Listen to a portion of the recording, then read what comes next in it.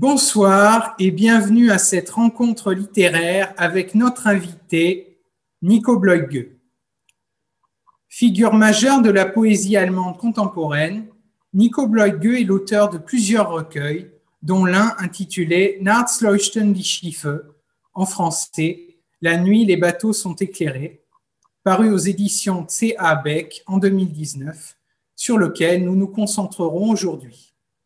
Il est actuellement en résidence numérique à la Sorbonne dans le cadre du programme de résidence d'un auteur germanophone organisé chaque année en partenariat avec l'Institut Goethe de Paris. Je suis Jean-Charles Soulier-Moubacher, étudiant en première année du master Mégène, médiation interculturelle et traduction dans l'espace germanique et nordique, à la faculté des lettres de Sorbonne Université. De même que Léna Bernard, Marie-Gabrielle Azizé-Tapoyo, Lina Mehdi et Lucie Loubet, mes camarades de master, avec qui nous avons préparé cette rencontre en coopération avec Aurélie Marquer, chargée de programmation littéraire à l'Institut Goethe. J'aimerais maintenant vous présenter les personnes qui interviendront dans cette soirée. Tout d'abord, notre star de la soirée, Nico Bleugge. Né en 1972 à Munich, Nico Bleugge est un poète majeur de sa génération. Critique littéraire pour plusieurs quotidiens de langue allemande, il a publié depuis 2006 4 recueils et plusieurs essais. Ses livres ne sont pas encore traduits en français. Il sera accompagné par Guillaume Métayer, avec lequel il échangera tout au long de la soirée sur son œuvre. Guillaume Métayer est chercheur, traducteur du hongrois, de l'allemand et du slovène, et poète. Membre des comités de rédaction des revues Poésie et Place de la Sorbonne, il anime un atelier d'écriture poétique à Sorbonne Université. De plus, cette heure de discussion poétique sera ponctuée de lectures. Nous aurons le plaisir d'entendre Nico Bleugge lire ses propres poèmes et Pierre Maurice, comédien et dramaturge, interprétera en français une traduction du poème Grasen mit Grisou, traduction effectuée par les étudiants de la Sorbonne sous la direction de Bernard Banoun, professeur de littérature allemande à la Sorbonne.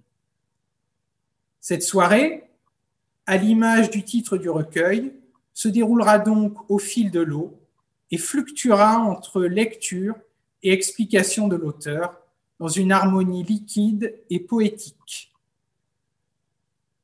Je cède tout de suite la parole à Barbara Honrath, directrice de l'Institut Goethe de Paris, et je vous souhaite une agréable traversée poétique en compagnie de nos invités.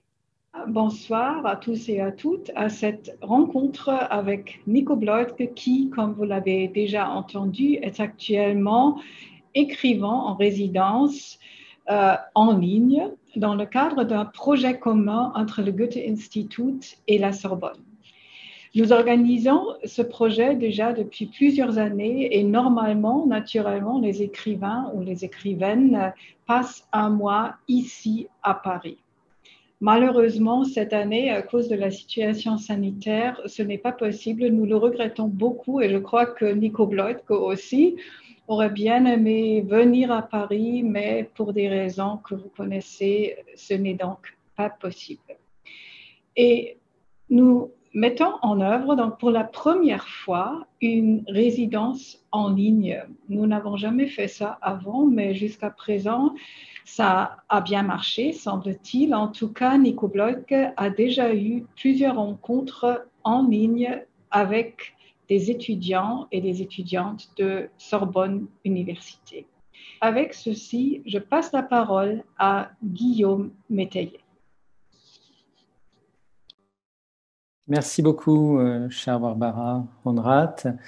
Merci à toutes et à tous pour cette organisation, pour cette soirée avec Nico Bleugge. Nico Bleugge a souhaité que nous commencions par la poésie, ce qui me semble une très bonne initiative.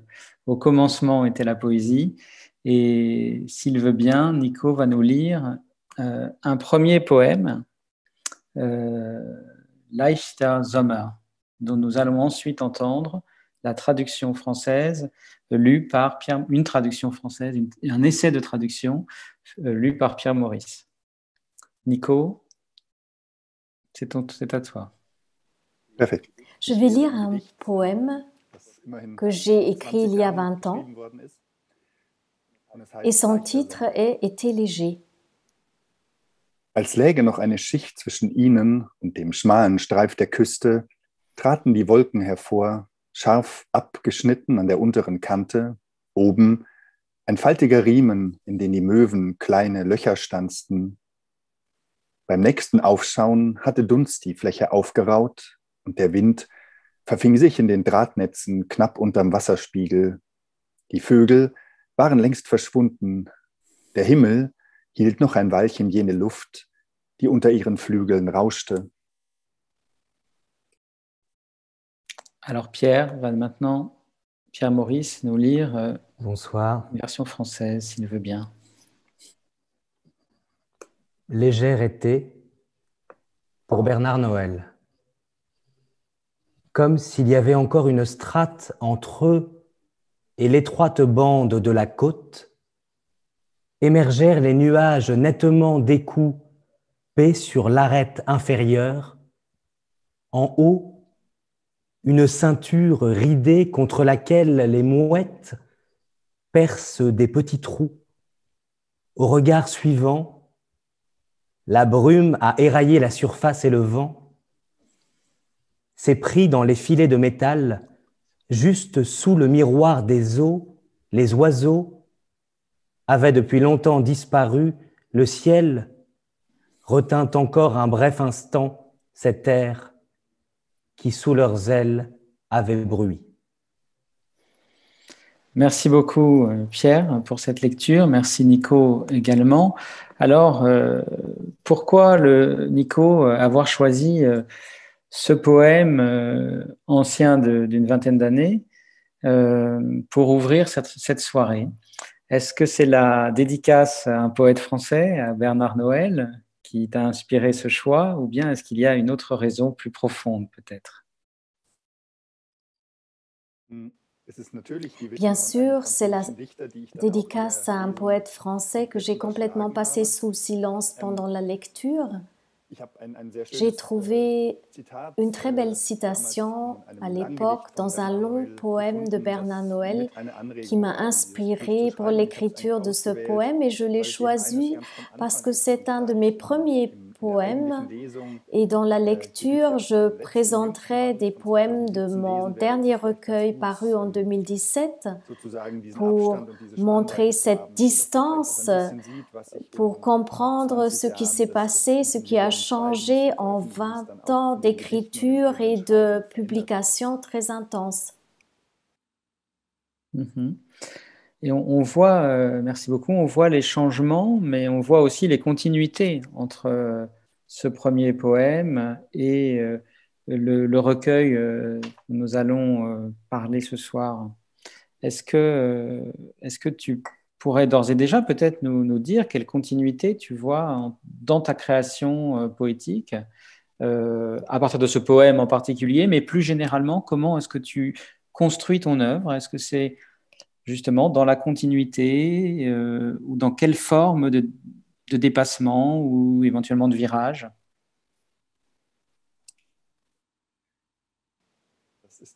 C'est bien sûr une très grande question et soi-même on est sans distance, on essaye toujours de changer des choses et peut-être on voit moins les continuités qu'on ne les ressent. J'essaye de le résumer ou de le retracer. Ce qui continue d'être important et qui n'a pas changé, que la perception et la conscience dans toute son ampleur étaient décisives pour mon écriture. Pas en le sens que je voulais décrire une chose que j'aurais vue, mais tout se dépose dans le grand réservoir de souvenirs et de langage qui nourrit mon écriture.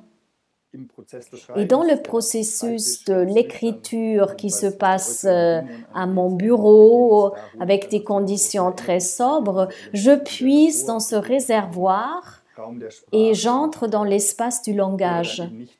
Et j'écoute pas seulement ma perception, mais surtout le rythme, la tonalité d'un poème, toutes les dimensions musicales et atmosphériques du poème.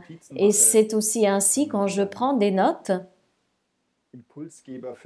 qui vont donner une impulsion pour un poème. Ces petites notes ont dès le départ déjà un rythme et une sonorité qui orientent mon écriture et c'est presque comme un petit noyau qui sera un point de départ pour un poème sans qu'on les retrouve à la fin dans le poème final. Donc c'est un corps de sonorité dans lequel je tâtonne et ce qui a certainement changé au cours du temps, c'est que j'ai essayé de travailler avec différents types de langage, des termes techniques, des dictionnaires sont très importants. J'essaye de conquérir des nouveaux champs de langage et les faire entrer et enrichir les poèmes. C'est peut-être une réponse courte pour le début. Merci beaucoup. Alors, je pense qu'on va pouvoir arrêter immédiatement cette rencontre parce que Nico Bloedge a déjà à peu près tout dit en une réponse. Donc, je propose que nous interrompions immédiatement nos programmes. Non, c'est une blague, bien sûr, pardonnez-moi. Non, plus exactement, je pense qu'on peut évidemment aller plus loin. Et ce qui, moi, me frappe dans ce premier poème, enfin, d'une certaine façon, ce poème qui joue le rôle un peu de premier poème, en tout cas dans notre lecture, hein, c'est d'ores et déjà, la présence du paysage. Déjà, quand même, cette histoire de paysage. Hein, malgré tout, moi, ça me rappelle mon cours d'allemand de 5e. Hein, on avait un cours qui nous disait Beschreibe die Landschaft. Et j'aimerais bien savoir quelle est la place du paysage dans ta conception de la poésie, parce que visiblement, c'est quelque chose qui est très important. D'où est-ce qu'éventuellement tu la tiens et quel sens ça a pour toi? C'est encore drei große Fragen. Pardon. Je crois que pas seulement mon écriture, mais aussi ma perception est focalisée sur un vis-à-vis qui est déterminé par ce qu'on pourrait appeler un paysage. Paysage est une notion élargie et plus adaptée pour ce que pendant longtemps on a appelé la nature. La nature, dans le domaine germanophone, a toujours cet arrière-goût d'un espace loin de l'histoire et loin de traces historiques qui m'intéressent énormément. Et cette nature construite, qui est souvent une nature mythique, n'existe pas dans l'espace de la perception. Tout ce qu'on appelle la nature, qui a un lien avec le paysage, il y a des strates d'histoire, de civilisation humaine, et c'est quelque chose qui m'intéresse beaucoup sous cette apparente surface de paysage assez claire, de déconstruire des strates historiques de pierre, de langage, tous ces éléments divers. Et le paysage et la nature est quelque chose qu'on rencontre en permanence. J'habite à Berlin et partout, même sur le balcon ou sur un petit îlot, il y a des brins, il y a des jardins ouvriers, comme on dit, et des histoires comme ça. Donc, nature et paysage se mêlent à la ville, c'est inévitable. Et là commence le travail intéressant d'une recherche et d'une déconstruction de strates, de s'interroger à quelle époque remontent ces strates, quelles possibilités il y a de les déconstruire et grâce au langage du poème, de les redérouler à nouveau. C'est très intéressant, merci beaucoup. Cette façon que tu décris finalement de réinvestir l'histoire de la nature, de remettre de l'histoire dans la nature à travers la conception inhérente d'une certaine façon à la langue allemande, hein, de l'histoire, qui est l'idée de strate. L'idée il y a Schicht dans Geschichte, en fait. Hein. Et on voit ça dans tes poèmes, on voit, me semble-t-il, beaucoup, tu en as beaucoup parlé d'ailleurs déjà, des traces. Hein. Je pense que tu as dû dire Spuren, moi j'écoute quand même la traduction, c'est plus simple pour moi. Et en même temps, des strates, j'ai appelé ça des strates, ou des couches, hein, comme on peut avoir d'ailleurs des coupes longitudinales d'un paysage, etc. Et c'est une façon de ne pas, en effet, tomber dans le piège d'un naturalisme de la nature, hein, qui je trouve très intéressant. En même temps, je trouve que par ailleurs, cette idée de strate ou de couche, elle est aussi complètement poétique chez toi.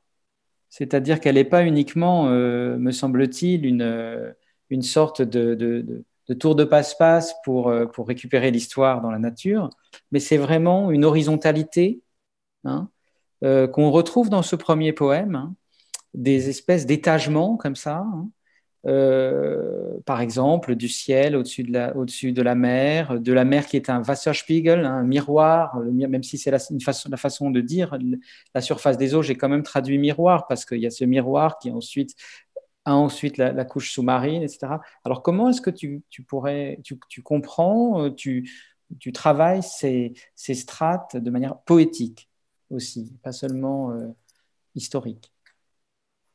Est-ce que ça t'inspire cette question ou pas du tout?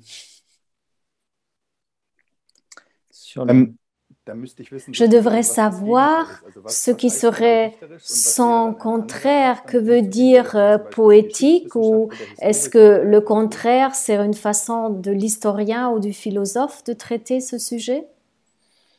Non, ce que je voulais dire, c'est que la strate est à la fois, la couche, c'est à la fois ce qui, quand tu retrouves les couches dans une nature, dans un paysage, te permet de retrouver l'histoire à l'intérieur de la nature, mais en même temps, je trouve qu'il y a une vraie sensibilité poétique. C'est vraiment un objet poétique que la couche en tant que telle chez toi. Il y a cette espèce de mouvement horizontal, d'empilement. En fait, il y a toute une... Et aussi le pli, la couche, la strate, la trace. Et c'est ça qui m'intéresse comme un peu une matière, au fond. Voilà, comme matière poétique, comme matériau poétique. Je dirais. Et pas seulement comme... voilà. Je laisse te répondre quand même. Je vais essayer de répondre à cette question comme je l'ai comprise. Quand on en parle de façon analytique, nous distinguons des choses qui n'existent pas au moment de l'écriture pour moi. Bien sûr, je fais beaucoup de recherches, je lis beaucoup de traités historiques sur certains sujets qui m'intéressent ou aussi des choses sur la politique qui peuvent être importantes. Mais c'est la matière, c'est comme un fondement sur lequel je construis. Et au moment de l'écriture, et je dirais pendant les bons moments de l'écriture qui malheureusement sont très rares, c'est une chose, un mouvement d'ensemble. J'ai essayé de le décrire dans un essai avec la formule euphorie concentrée, donc une notion assez contradictoire parce que l'euphorie est à la fois émotionnelle et on est près des choses, près du langage, et concentré, ça veut dire qu'on a recours à et qu'on procède de façon analytique. Mais c'est ainsi que je le ressens dans les moments d'écriture intense, c'est assez méditatif. Je m'oublie moi-même, donc c'est un oubli de soi, et le moi, le je poétique ne joue pas un grand rôle, car dans les moments d'écriture intense, c'est une éclosion dans le langage, dans les moments de souvenir où une notion empathique comme le jeu poétique n'a pas vraiment sa place, et alors les choses s'assemblent comme d'eux-mêmes, et ces éléments Je peux prendre mes distances, je peux examiner le rythme et je peux répéter en murmurant ce que j'ai écrit pour développer une sensation pour mon poème que je suis en train d'écrire.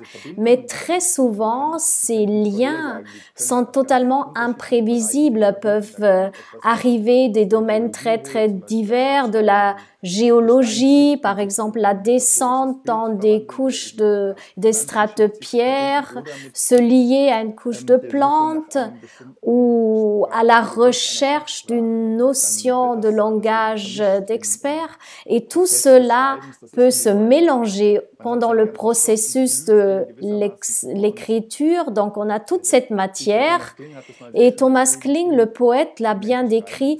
Au moment de l'écriture, c'est comme une fusion de tous les éléments et c'est seulement a posteriori qu'on peut dire ce qu'on a fait.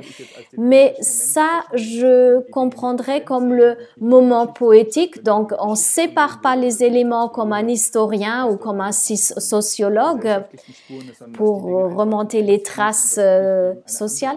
Le poème a une autre façon de proposer une connaissance qui ne connaît pas les limites des disciplines scientifiques et qui peut, dans la vision d'ensemble, proposer une connaissance qui n'a pas seulement un lien avec la raison, mais avec le corps, la perception et tout ce qui compose notre souvenir. Exactement, ce qui me frappe dans ces poèmes, c'est précisément alors ce qui est totalement mystérieux et ce qui semble presque magique, hein, cette façon de lier ensemble ce que tu viens de dire, hein, ou de mettre en fusion, comme ça, de fusionner des éléments disparates, mais en même temps dans une certaine forme de fluidité rythmique.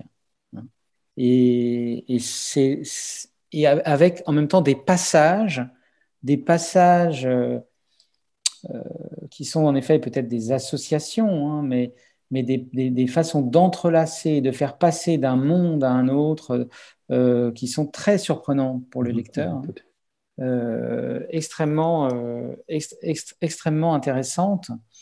Et peut-être que nous allons entendre maintenant justement un extrait de ce recueil, hein, le recueil de ton dernier recueil, hein, Nachts leuchten die Schiffe, le premier poème, la première page.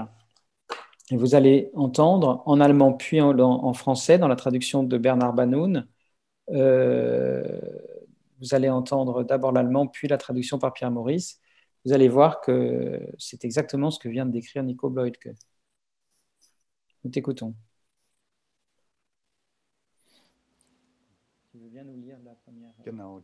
Oui, exactement. Ce cycle s'appelle « La nuit, les navires sont éclairés ». Nous en reparlerons certainement.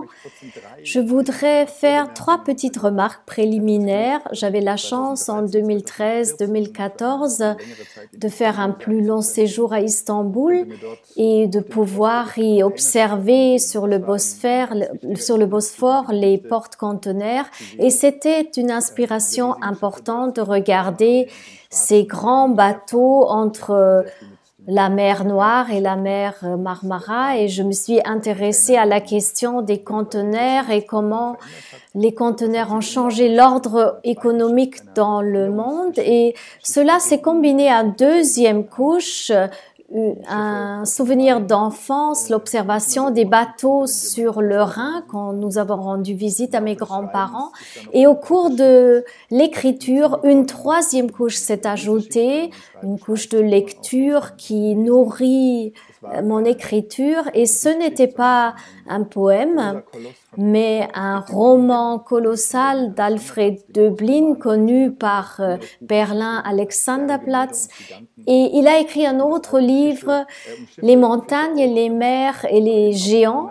Et là aussi, on parle d'une nature qui n'est plus vue que de façon fonctionnelle, une sorte de dystopie qui se passe au XXe siècle. Et cette nature exploitée se Venge, et ce sont les 3 sources principales de mes poèmes, et je commence par lire le premier. Nachts leuchten die Schiffe. Versenk dich in die Bewegung des Wassers, mischte sich jenes Licht mit dem Licht, erzeugte ihre Verbindung ein anderes Licht, Verwandtschaft von Flucht und Begreifen, ein Zwischending aus Gas und Flüssigkeit, das die Welt umpflügte. Die Wellen verstehen, so wie ein Tanker durch die helle Wasserfläche gleitet. Zellhaut legt sich über Zellhaut, Erkundungsgeschwader für müde Strahlen. Und die Ströme quellen, meilenbreite Bänder, wo alles sich aus Masse in Kraft verwandelt, glattes Leuchten, das Zusammenspiel von Zink und Rost verdecken, stumme Kristalle und die Impulse vom Landverkehr. Sandstreuen mit einem mürben Klingen. Die Kanalrouten waren den Wellen voraus. Leichte Fahrzeuge bahnten ihnen den Weg durch das Packeis, wollten die Schönheit des neuen Kontinents abwarten. Die Erinnerungen drehen, dehnen sich langsam, als wären sie Luftfäden, lebende Moostierchen, die Wanderbewegungen verloren gegangener Handelsgüter, die das Licht des Tages aufsaugen und die Frachtarbeiter an Deck, ihre grellroten Westen, die noch kurz in der Dämmerung wachsen. Die Glut vertiefte sich, hob den Erdstoff ein wenig. Meer schien Land und Land schien Meer zu sein, das wieder Land war, Rückstoß, Zeit. Die warme Golfstromdrift sandte ihr Wasser herüber, lief an der Südspitze Grönlands vorbei. Nous allons maintenant écouter la traduction que va nous lire Pierre Maurice, traduction de Bernard Bannon. En travail, en cours, work in progress. Nuit, lueur des navires. Plonge-toi dans le mouvement de l'eau. Se mélangeait cette lumière à la lumière, produisait leur rapport. Une autre lumière, apparentement de fuite et de saisie, quelque chose entre du gaz et du liquide, qui labourait le monde, les vagues comprennent.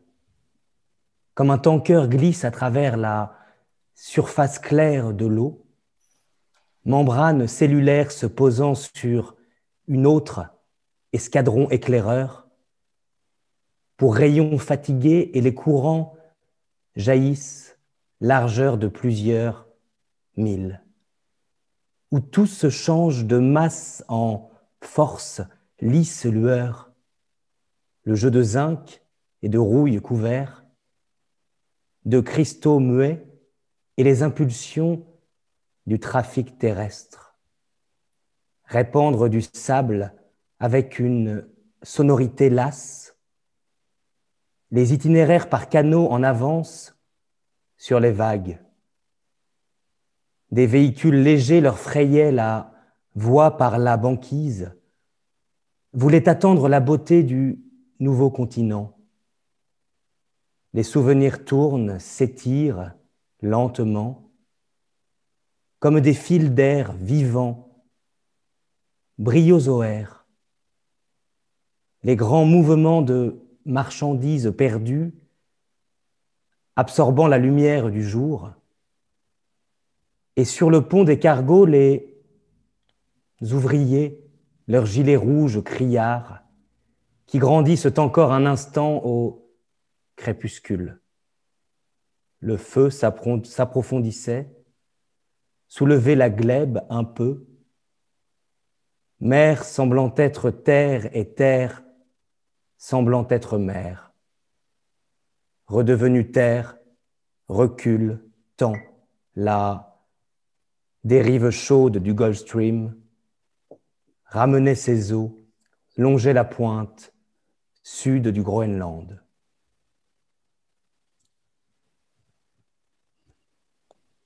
Merci beaucoup, Pierre, pour cette très belle lecture.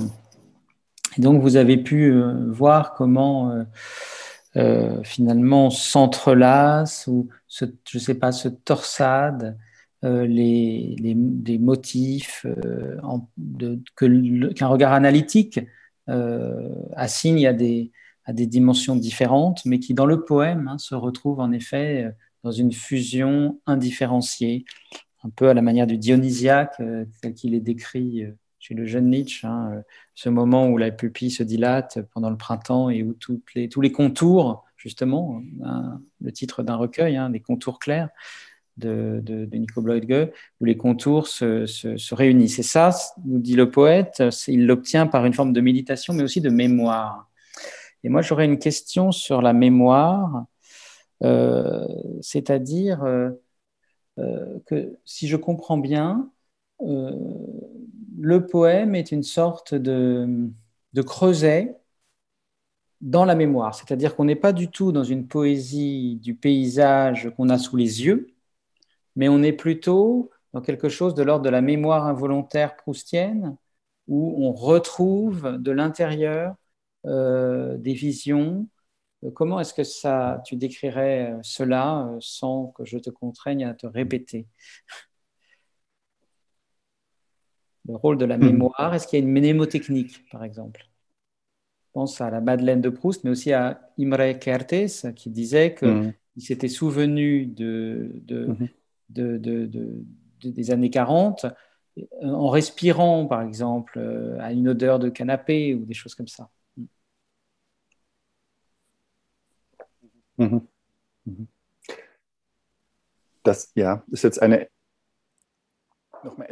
Oui, c'est une autre forme de souvenir que je connais bien sûr aussi très bien. Il faut que je me rappelle la recherche,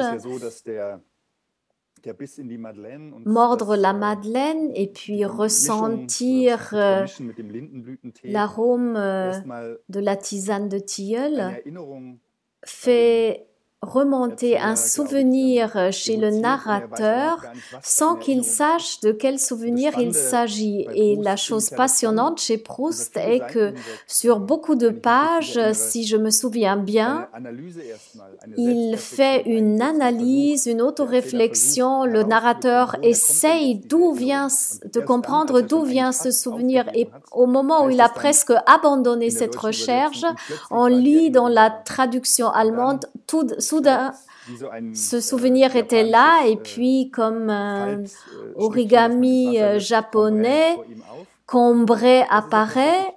C'est quelque chose que je connais, mais je connais les moments où une odeur, un goût déclenche quelque chose en moi, un souvenir, et puis je peux faire le long cheminement de la réflexion sans savoir ce que c'est. Aucun paysage n'apparaît. Je sais que ça a un lien avec mon passé, mais je ne peux plus savoir lequel. Je trouve que c'est passionnant. Mais pour revenir à la question du souvenir de l'écriture, j'ai la sensation que la perception quotidienne du monde, de voir les paysages et le langage, c'est quelque chose qui se sédimente dans la conscience. C'est ce que je voulais dire quand j'ai parlé du grand réservoir du souvenir et du langage, et bien que j'ai choisi une notion de la géologie, la sédimentation, je ressens ça plutôt comme une chose mobile et liquide, comme un grand tonneau d'eau ou de mer où les souvenirs peuvent se déposer et c'est la source où puise mon écriture en entrant dans ces souvenirs, en y revenant, ce qui n'est pas un retour parfait, mais ça a toujours un lien avec des constructions, quelque chose qu'on construit, comme le souvenir n'est pas quelque chose qu'on rappelle, mais c'est quelque chose qui a un lien avec les projections, les interprétations. Tout le monde le sait, qui a essayé d'évoquer un souvenir d'enfance avec un autre membre de la famille, et on se rend compte que les souvenirs de la sœur ou de la mère sont très différents des nôtres. Et C'est ainsi dans l'écriture une construction, une renaissance qui a un rapport étroit avec la vie propre de la langue sans qu'on en soit toujours conscient des rythmes, des sonorités, des ressemblances entre les mots. Et ce n'est pas arbitraire, mais suit une logique, mais qui procède de façon associative au lieu d'être logique dans le sens strict d'une logique philosophique, et c'est ainsi que cela se construit petit à petit dans le poème. Et est-ce que dans l'écriture, question de curiosité, est-ce que dans l'écriture, justement, ça se construit, ces associations se construisent lentement, ou ces ramifications, ou bien est-ce que ce sont des moments, en effet, alors d'euphorie concentrée, mais est-ce que ce sont des moments un peu extatiques qui permettent que tout d'un coup, tout se mette en œuvre, comme ça, dans cette espèce de fluidité qui apparaît sur la page et à l'oreille? C'est tout cela et rien de cela. Ça peut être comme ça ou pas comme ça. Je suis quelqu'un qui écrit très très lentement. Ce n'est pas que je m'assois et que j'entre dans un flux et 2 heures après le poème est terminé. Je travaille très lentement, couche sur couche, mais il y a aussi d'autres moments. C'est souvent un déséquilibre entre ce qu'on ressent, ce qui est très euphorique et on a l'impression de brûler, et ce qui naît sur le papier, c'est peut-être seulement un verre ou un demi-verre par jour, et cela a un rapport que je suis en train de brûler. La matière brûle également et ça la tendance de s'éloigner. Je dois tout ramener au poème sur lequel je travaille, et donc il y a un rythme fondamental avec ces variations que je dois écouter, et il faut que j'évite les digressions aussi importantes soient-elles, et de revenir et de ramener à ce que je suis en train de faire. Donc c'est un basculement permanent. Ça peut être couche sur couche, mais il y a d'autres moments où il y a un centre, un noyau, et puis je fais des cercles concentriques autour pour créer le poème, ou parfois j'ai des fragments, parfois j'ai la fin d'une strophe et je construis le début. Ça change tout le temps, donc c'est un mélange de ces moments extatiques et qui font naître très vite un demi-vers, et puis un travail plus méditatif, plus lent pour la construction du poème. J'espère que c'était une réponse. C'est une très bonne réponse et merci beaucoup, mais il y a certains moments où il a été question d'attention. On a parlé de perception, je pense aussi d'attention. Il y a une grande minutie, je dirais, dans les perceptions, dans l'attention au monde. Est-ce que cette minutie qui va de pair, alors ce sont 2 qualités, on pourrait dire, qui sembleraient contradictoires, mais qui sont réunies justement, qui va de pair avec de l'ampleur. Il y a de la minutie et il y a aussi de l'ampleur dans ces poèmes. Mais est-ce que cette minutie et cette attention au monde, est-ce que tu la vis comme une forme d'éthique du poème, d'éthique du poète peut-être, ou est-ce que ça sort complètement de ce genre de préoccupation? C'est en même temps une éthique aussi au monde, une attention aussi au monde extérieur, au monde de la nature, même si elle est faite de strates, etc. C'est peut-être à cette dimension, je ne sais pas. Also, pas dans le sens d'un message que je porterai devant moi, mais bien sûr, ça joue un très grand rôle.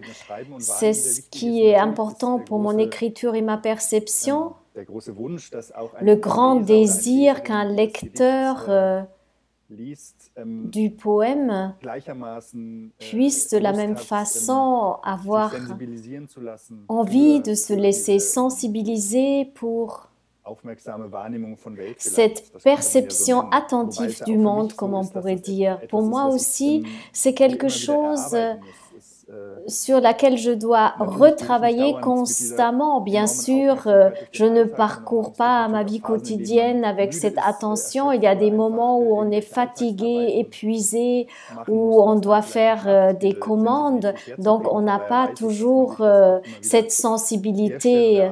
Donc, il faut la reconquérir à chaque moment. Mais s'il y a une éthique indirecte, c'est certainement un désir, une envie de créer des nuances, car seulement grâce à cette grande attention, on perçoit le monde dans ses nuances et on peut lui rendre justice en faisant des différences et en regardant ces moments divers. C'est seulement ainsi qu'on puisse répondre aux moments du monde ou aux problèmes du monde. Et je crois que ça serait peut-être la dimension éthique contenue dans les poèmes. Merci beaucoup. On a un moment, tu as un moment parlé du sujet lyrique, hein, du jeu lyrique, qui en effet n'apparaît pas au premier plan de cette poésie. Cela dit, il y a quand même des références au regard, il y a des références à des souvenirs qui sont donc entrelacés, on en a parlé. Hein. Et j'aimerais un peu en savoir un peu plus sur cette façon sur cette posture un peu à distance, cette posture discrète du sujet lyrique. Son effacement peut-être, moi je pense qu'il n'est pas totalement effacé, je ne suis pas le seul à le dire, les commentateurs l'ont remarqué, il ne disparaît pas, mais il a une position particulière. Est-ce que tu as quelque chose à nous confier à ce sujet? Je pourrais essayer, en partant de ce que je viens de dire, de décrire comment c'était et comment ça a changé pour moi. Dans ces premiers poèmes, Leichter Sommer par exemple, c'est extrêmement en retrait ce jeu lyrique. Ça n'a pas disparu, mais c'est un grand jeu sociologique. On pense par exemple à Fichte ou à Kant.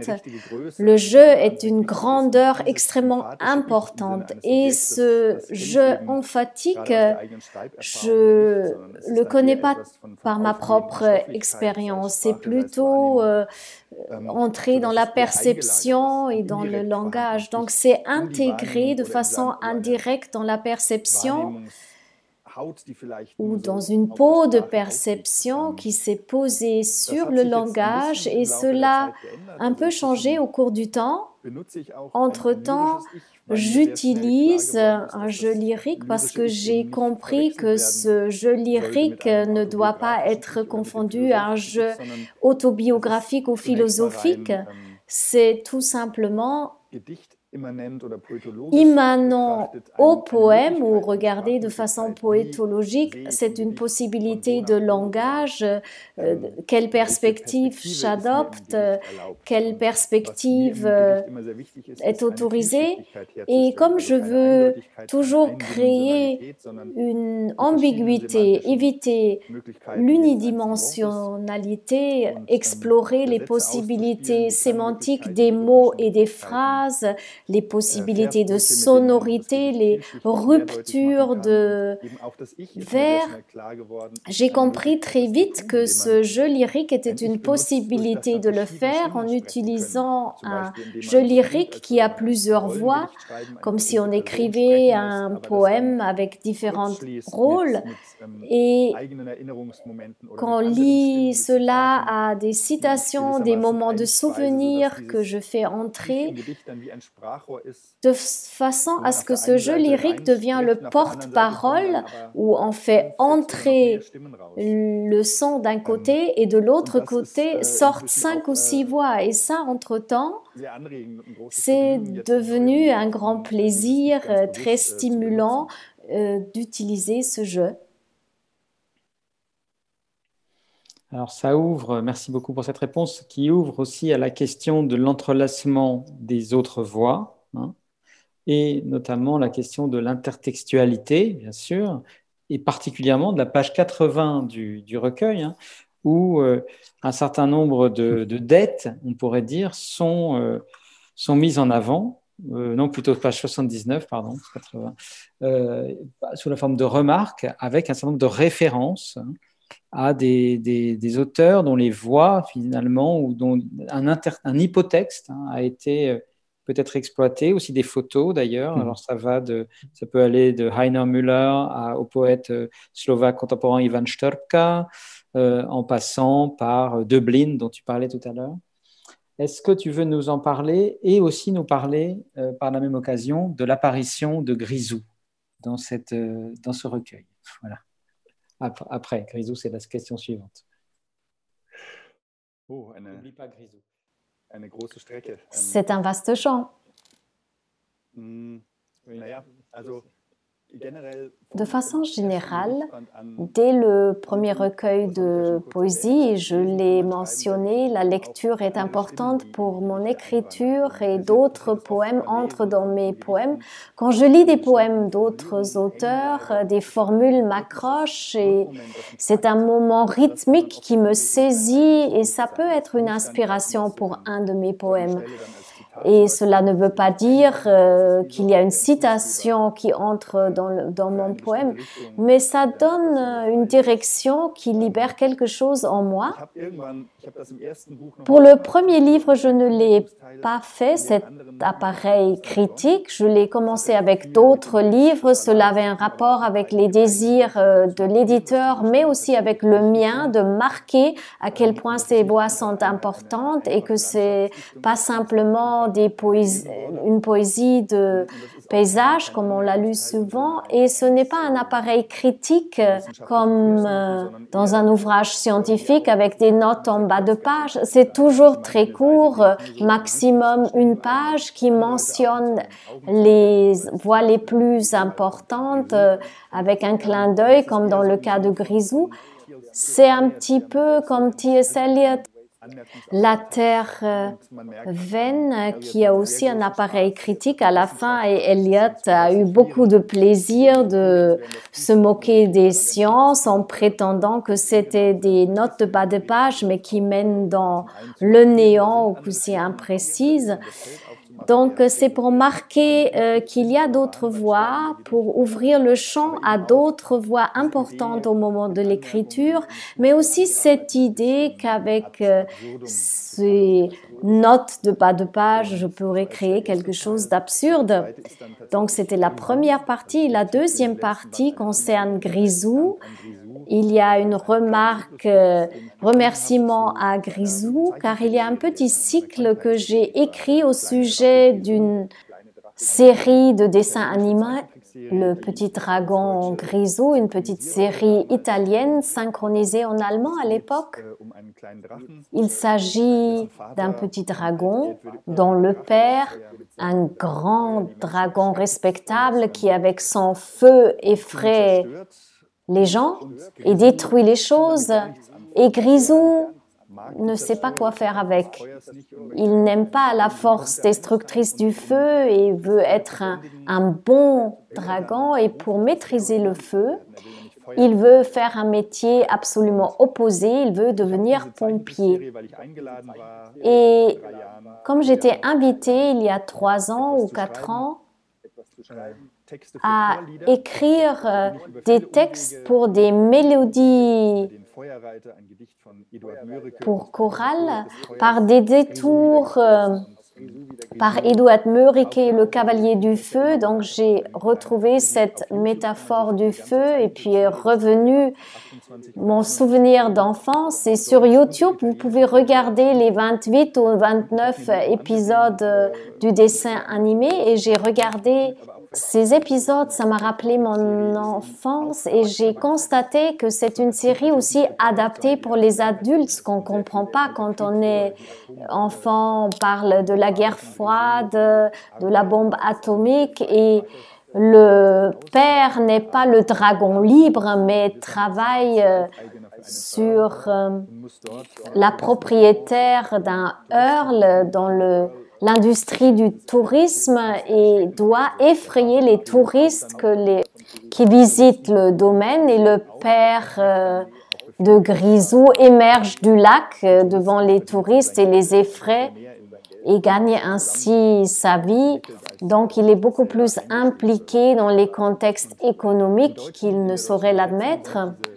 Et dans la traduction allemande, ces parties de texte où les phrases de Grisou sont assez rythmiques et donc je les ai récoltées comme des citations de poèmes et m'ont laissé inspirer. Et c'est ainsi que ce petit cycle est né avec ces 3 parties qui travaillent fortement avec des sonorités plus que je le fais d'habitude parce que tout doit être chanté par un chœur. Alors, justement, nous allons écouter maintenant, peut-être si tu veux en français d'abord pour te reposer un petit peu, morceau par morceau, on va écouter Grisou, le cycle de Grisou. Alors, Pierre va commencer pour que peut-être Nico Bloedge puisse se reposer un petit peu parce qu'il vient de faire une longue réponse. Et on va inverser comme ça. On passe du français à l'allemand. C'est un peu étrange, mais bon, je pense qu'on suivra quand même. On vous écoute, on t'écoute Pierre. Grisou sur pâture. Blanc est le pré, blanc. Tout l'est ici, tout est là. Le chien, le coq rouge et toi. Aujourd'hui, apprenons à fêter la bave de dragon. 3 doses de rhum, 3 d'herbe à feu, et puis envoyons l'air chaud. Point de cohue, point de chant. Un vrai cœur de dragon doit battre plus fort. Qualité extra, infusible. Vous ne pouvez pas me demander ça, comme au bureau d'embauche des marins, du carton-pâte. Tu dois l'éteindre. Aujourd'hui, plus personne ne franchit des portes à cheval sur un balai. Mais regarde, comme lance-flamme, le moulin est sans concurrence. Et ici, un instant, qui est-ce qui met le feu à ce pauvre sapin?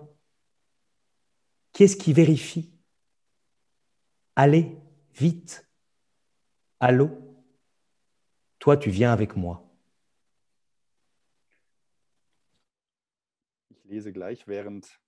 Pendant que Pierre a lu, on voit que Berlin est beaucoup plus à l'est que Paris parce qu'il y a déjà le jour qui est tombé.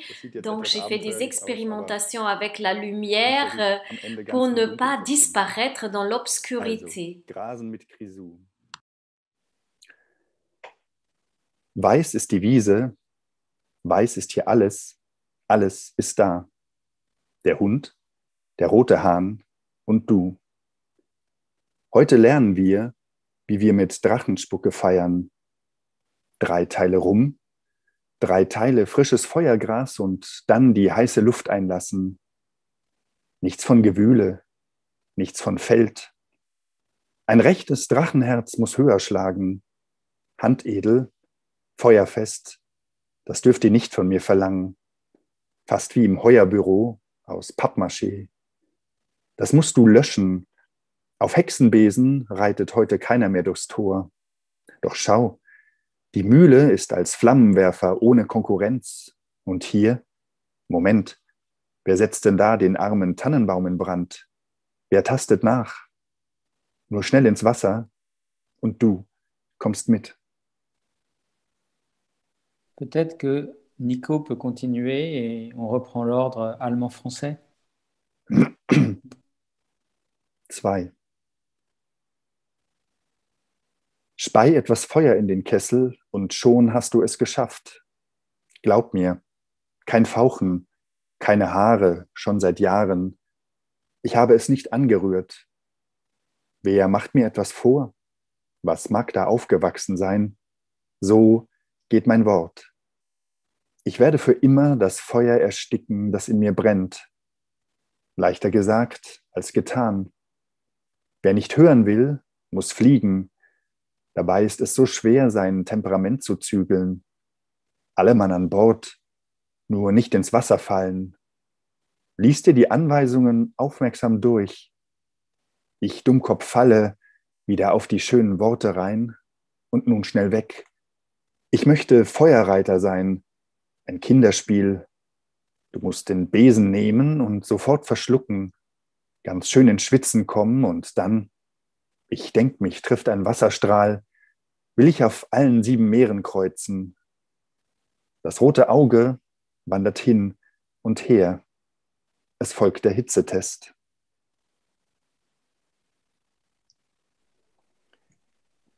Deux.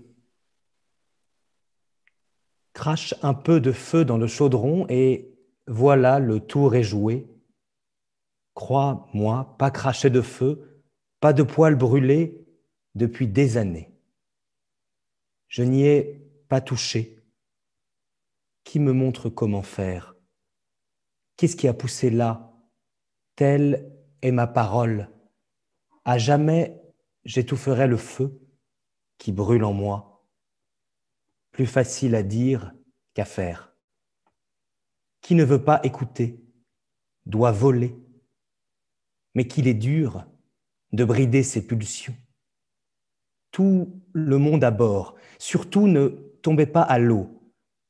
Lis attentivement les instructions. Bêta que je suis, je me laisse avoir par les belles paroles et il faut décamper. Je voudrais être cavalier de feu. Un jeu d'enfant. Tu dois prendre le balai et aussitôt l'avaler, te mettre à bien transpirer et ensuite, mais en voilà un jet d'eau. Je veux naviguer sur les 7 mers. L'œil rouge va de ci, de là. Suis le test de chaleur.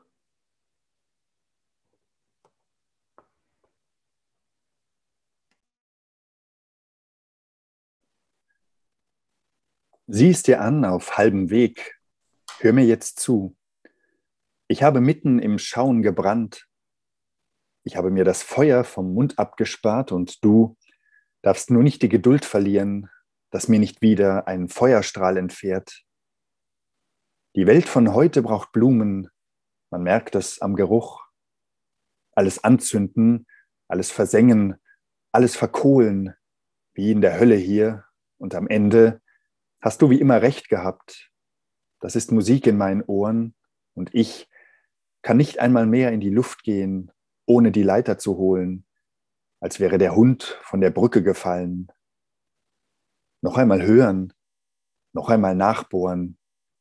Ich möchte Haare und meine Löwenmähne schütteln.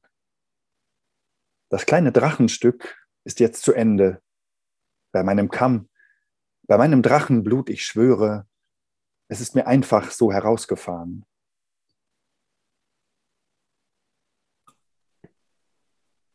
Trois. Regarde un peu, à mi-chemin. Maintenant, écoute-moi. En regardant, je brûlais.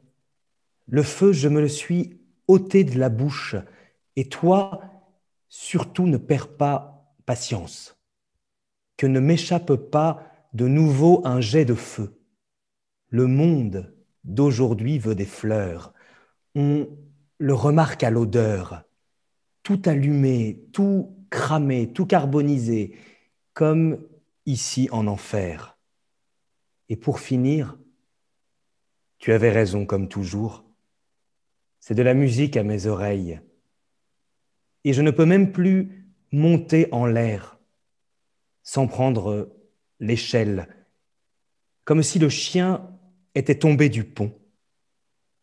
Encore une fois, écouter, revenir à la charge, je voudrais des poils et ma crinière de lion la secouer.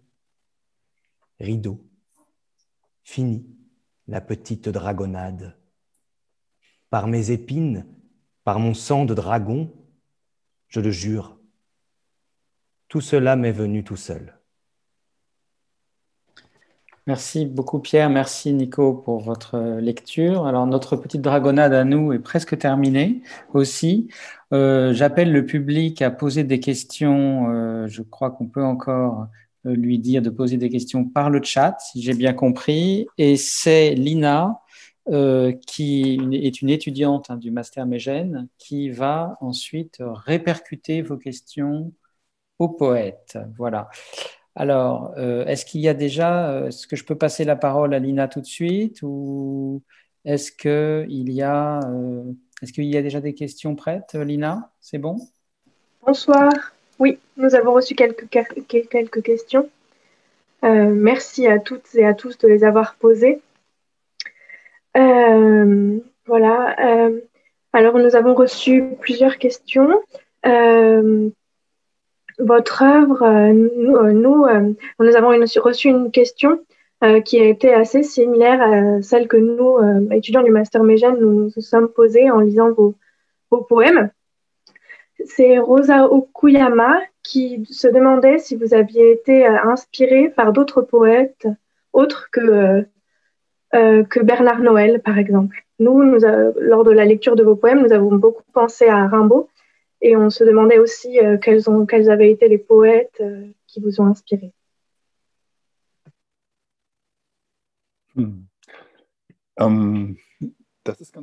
C'est assez différent. Je sais que quand j'étais à l'école, j'aimais beaucoup François Villon, le Petit et le Grand Testament. On l'a lu à l'école. Quand on a parlé de la poésie épique du Moyen-Âge, et j'apprécie beaucoup, c'est de Baudelaire, pas les fleurs du mal, mais le spleen de Paris. Donc, cette découverte du poème en prose, c'est des textes magnifiques qui viennent d'être retraduits en allemand, où on voit parfaitement comment Baudelaire a conçu ces textes à partir d'un travail journalistique et ce que cela veut dire d'écrire un poème en prose. Et j'aime bien aussi Philippe Jacotet qui vient de mourir, le poète suisse qui a longtemps vécu en France, mais j'aime aussi beaucoup les poètes de l'Oulipo, de Roubaud à Michel Métaille, les travaux constellatifs, et souvent je regarde des poèmes très très différents et très loin des miens qui me donnent des nouvelles idées et qui me permettent de me comprendre un peu mieux. Mais c'est à peu près dans ce champ que ça se passe. Malheureusement, je connais très mal les poètes de ma propre génération et je pense qu'on pourrait lancer un appel en ce qui concerne l'échange entre des auteurs français et allemands pour faire connaissance et peut-être même les traduire. Une autre question posée par la même personne qui se demandait si c'était une coïncidence que vos poèmes soient proches de ceux de Hisashi Okuyama. Ça doit être vraiment dû au hasard, parce que je ne suis pas du tout familier de cette poésie. Comment dire, c'est peut-être des affinités d'âme ou des affinités de langage sur des milliers de kilomètres, une superposition de zones culturelles. Ça doit vraiment être dû au hasard. Très bien, merci. Il y a d'autres questions du public? Oui, nous avons reçu une autre question de Marie-Hélène Soulier qui se demandait si la structure de vos poèmes découle davantage de la forme du souvenir ou si cette forme découle de l'appariement des sonorités ou du rythme.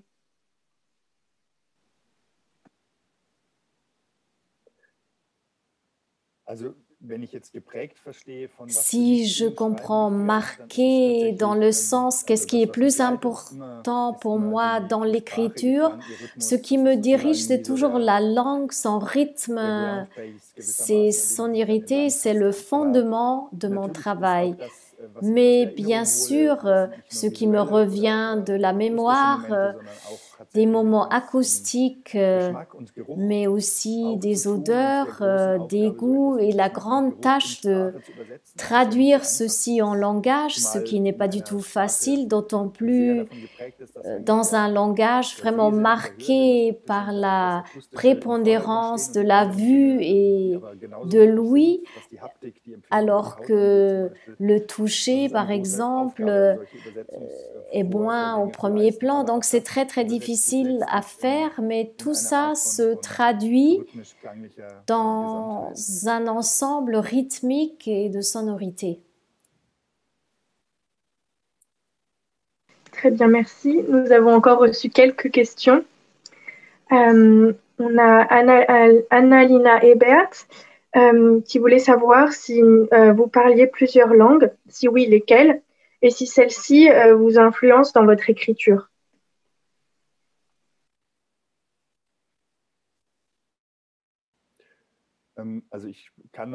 Je parle assez bien l'anglais.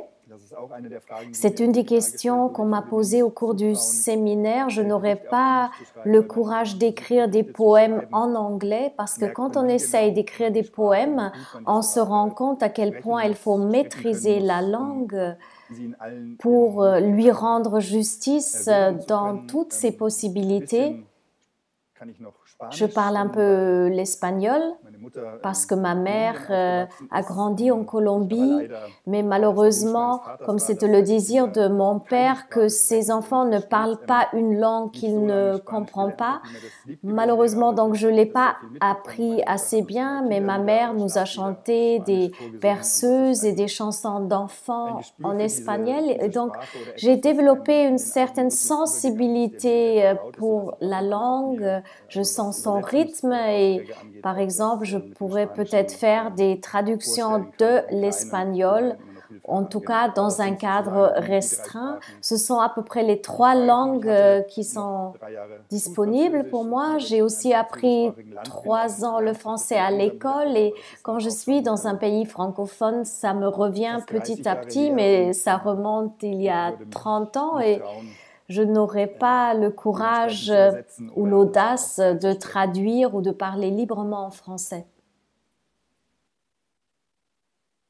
Très bien, merci beaucoup. Et justement, parmi ces langues que vous parlez, par exemple l'espagnol ou l'anglais, est-ce que vous aviez déjà trouvé quelque chose qui ne pouvait pas être rendu en allemand et comment est-ce que vous pouvez vous y prendre si vous souhaitez, par exemple, ajouter une touche d'espagnol ou d'anglais dans vos poèmes?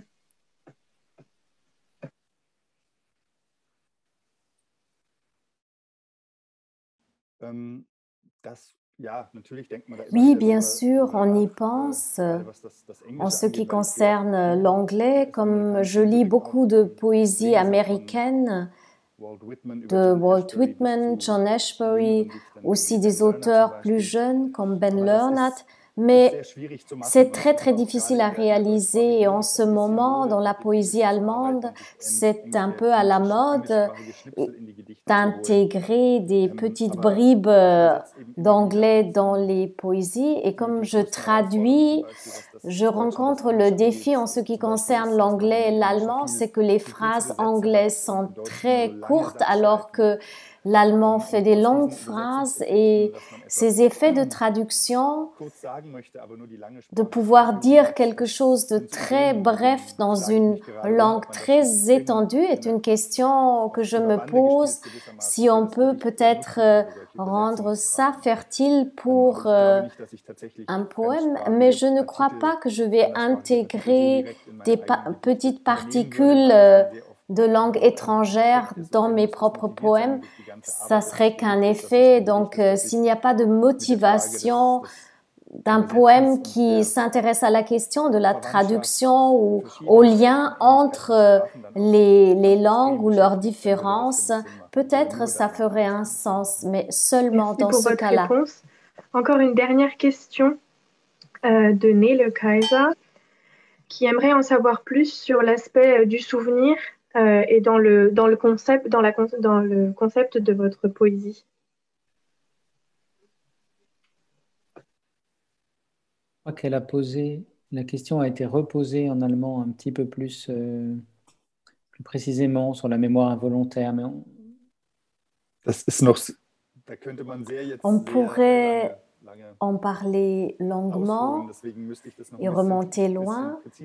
Donc, je peux donner une réponse spontanée après tout ce que j'ai déjà dit dans l'entretien avec Guillaume. La chose passionnante est que on revient à quelque chose qui se trouve dans ce réservoir de souvenirs et de langue, et d'autre part, dans le poème, j'essaye de créer une présence, quelque chose de vraiment présent. Et ce pont ou cette contradiction est un outil du travail. Tout ce qui est un mouvement du présent est quelque chose de construit qui a un rapport avec le souvenir. C'est une grande tâche, un grand défi de trouver les moyens de langage sans qu'on ait l'impression que c'est artificiel ou trop conceptuel. Ça serait ma réponse spontanée. Alors, je sais que j'ai dit que c'était la dernière question, mais nous en avons reçu quelques-unes entre-temps. Nous avons Rosa Okuyama qui se demandait qu'est-ce qui vous a poussé à être poète? Pourquoi êtes-vous devenu poète?